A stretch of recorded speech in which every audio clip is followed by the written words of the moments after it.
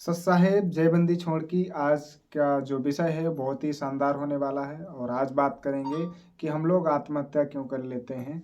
हम लोग ऐसी गलतियां क्यों करते हैं जिसकी वजह से हमें अपने परिवार की और इस मनुष्य जीवन जो हमें मिला हुआ है इतना अनमोल है, उसकी हम बेफिक्र होकर के निश्चिंत होकर के हम अपने शरीर को नष्ट कर लेते हैं। आखिर ऐसा क्या रीज़न है। एक बात करेंगे कि हमें ऐसा क्या रीज़न है जिसकी बदौलत हम ऐसे कदम उठाते हैं जिसकी वजह से खामियाजा बहुत खतरनाक हमें भुगतना पड़ता है। ठीक है। और दूसरा है कि हम इससे कैसे बच सकें, इसके बारे में भी बात करेंगे।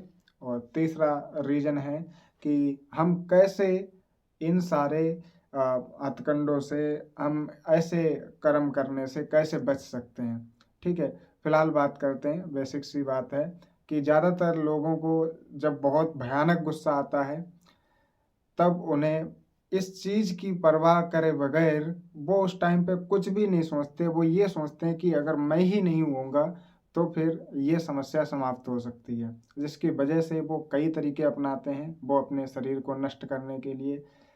फांसी अमूमन ज़्यादातर लोग ये करते हैं कि वो फांसी लगाते हैं जिसकी वजह से अ, वो अपने आप को नष्ट कर लेते हैं। मतलब वो सोचते हैं कि मैं फांसी लगा लूँगा तो ये समस्या टल जाएगी या फिर ऐसी गतिविधि नहीं होगी।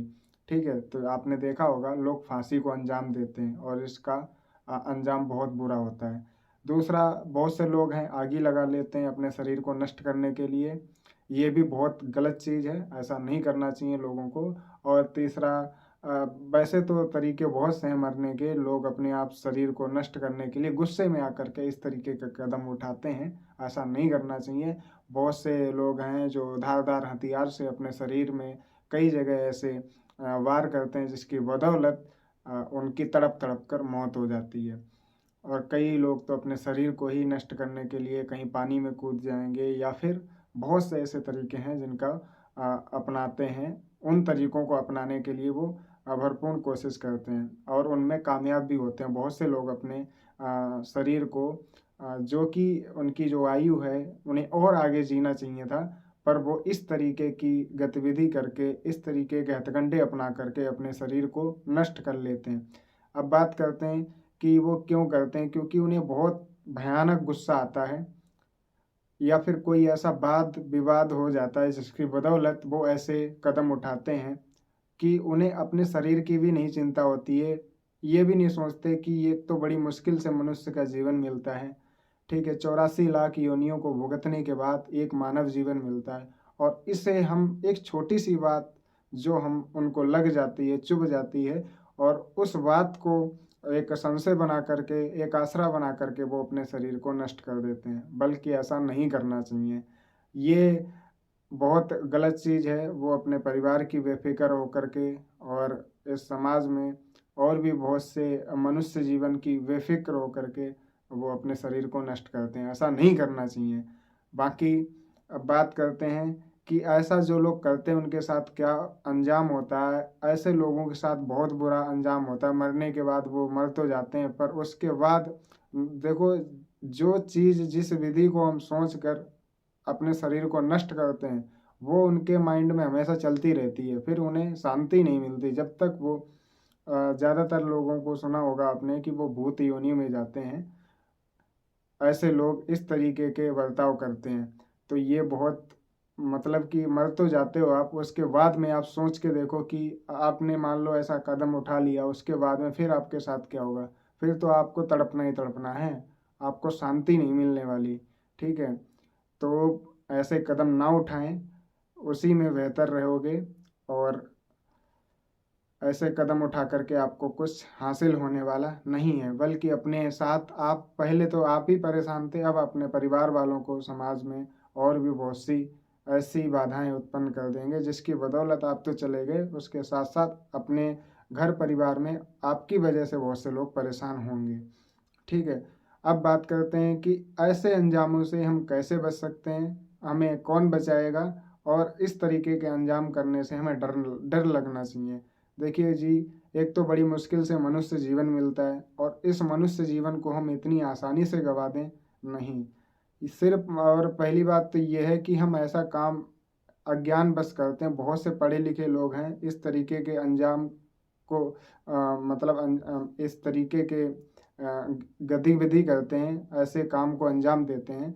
ऐसा पढ़े लिखे और बहुत से होशियार लोग हैं, बहुत से अनपढ़ लोग मतलब कोई भी एनीबॉडी कोई भी कर सकता है ये तो, और कर रहे हैं लगातार। आप न्यूज़पेपर में और भी सोशल मीडिया के माध्यम से आस पड़ोस में हमें देखने और जानने को मिलता है। ठीक है, फिलहाल अब बात करेंगे कि हमें ऐसे इससे इस जो बात करें कि ऐसी गतिविधि जो चल रही है ये मार्केट में, समाज में, इस तरीके का जो वातावरण फैला हुआ है कि किसी भी प्रकार का गुस्सा है या किसी भी प्रकार की ऐसी कोई संभावना पैदा हो तो लोग यही सोचते हैं कैसे भी करके अपने शरीर को नष्ट कर लें तो ये समस्या समाप्त हो जाएगी। नहीं, ऐसा नहीं है। तो इस तरीके की गतिविधि को कैसे रोका जाए, तो एक ही माध्यम है, एक ही उपचार है इसका कि आपको सर्वप्रथम गुरु बनाइए। गुरु बना करके उनके कहे अनुसार उनके मार्ग पे चलिए, और गुरु भी कोई ऐसा वैसा नहीं, सतगुरु की ज़रूरत है आपको। और जब देखो हर इंसान चाहे छोटा है चाहे बड़ा है, अमीर है चाहे गरीब है, ठीक है, कोई भी हो, एक ही रीज़न है, एक ही इंसान आपको बचा सकता है। क्योंकि हर तरह के लोग इस तरीके के काम को अंजाम देते हैं। ठीक है, तो हमें ये नहीं सोचना है कि हम पढ़े लिखे हैं या फिर नहीं पढ़े लिखे हैं या फिर हमें कुछ आता नहीं जाता नहीं, पर हम छोटे हैं या बड़े हैं, गरीब हैं अमीर हैं, हमें सभी को गुरु की ज़रूरत है। अपने लाइफ में गुरु को जगह देने की कोशिश करें, गुरु को ढूंढने की कोशिश करें। अगर नहीं मिल रहा है तो वर्तमान समय में सतगुरु रामपाल जी महाराज जी एकमात्र ऐसे संत हैं जिनकी शरण में आकर के इस तरीके के विचार, ऐसी विचारधारा हमारी लाइफ में नहीं आएंगी और कभी भी हम ऐसे काम को अंजाम नहीं देंगे। ठीक है, इस समाज में आपको, आप चाहे कितने भी पढ़े लिखे हो, कितने भी होशियार हो, कितने भी अमीर हो या कितने भी गरीब हो, पर जब इस तरीके का बर्ताव आता है, जब इस तरीके की संभावना आती है, जब ऐसे विचार आते हैं, तब इंसान सिर्फ एक ही चीज़ सोचता है कि अपने आप को ख़त्म करना है कैसे भी करके। पर उस टाइम पे आपकी कौन मदद करेगा? उस टाइम पे कोई मदद नहीं करता। ठीक है, उस टाइम पे आपका गुरु आपके साथ होता है, और इस तरीके के विचार आने से पहले आपको कई ऐसी विचारधाराएं और प्रभावित कर देगा कि आप ऐसे काम को अंजाम नहीं दे पाओगे। सिर्फ और सिर्फ आपको सदगुरु ही बचा सकता है, मतलब कि सच्चा भगवान ही आपको ऐसे कर्म करने से बचा सकता है। ऐसी गतिविधि आप कभी भी करना तो दूर, ऐसा सोच भी नहीं सकते।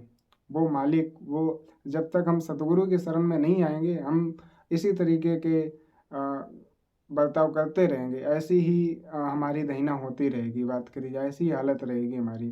तो सर्वप्रथम गुरु बनाइए, उसकी शरण में आइएगा, और बाकी फिर सारा कुछ, अगर आपके साथ कुछ गलत भी हो जाता है या फिर कितना भी भयंकर से भयंकर हो जाए, आप सदगुरु के ऊपर छोड़ दो, गुरु के ऊपर छोड़ दो अपने।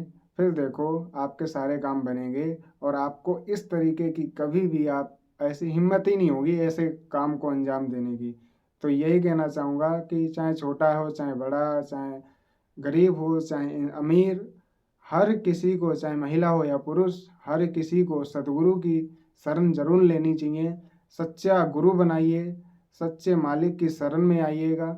और सच्चा गुरु हमने बता दिया एक ही है इस पूरे विश्व में वर्तमान समय में, वो हैं सतगुरु रामपाल जी महाराज, तत्वदर्शी संत रामपाल जी महाराज, जो कि स्वयं परमात्मा हैं।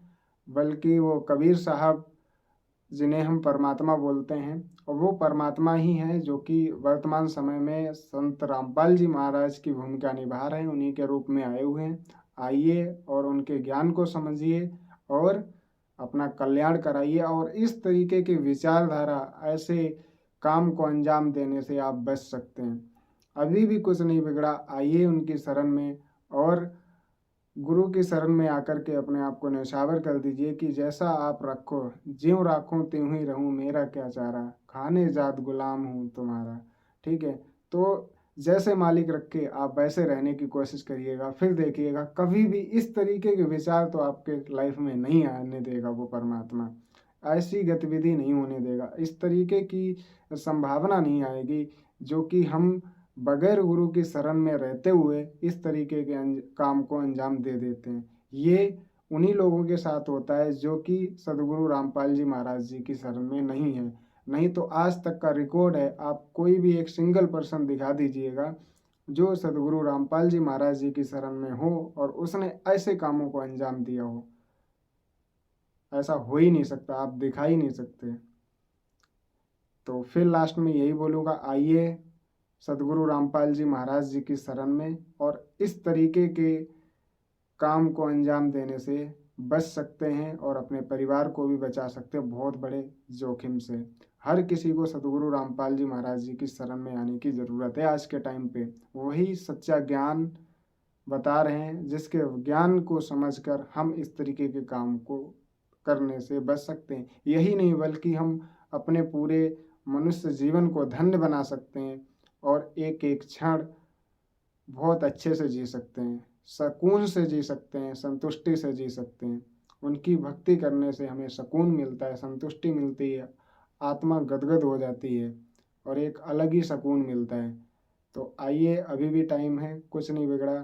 संत रामपाल जी महाराज जी की शरण में आकर के अपने जीवन को न्यौछावर कर दो और सद्भक्ति कर करके सतलोक चले जाओ। जय बंदी छोड़ की सत साहेब, जय बंदी छोड़ की सत साहेब, सत साहेब।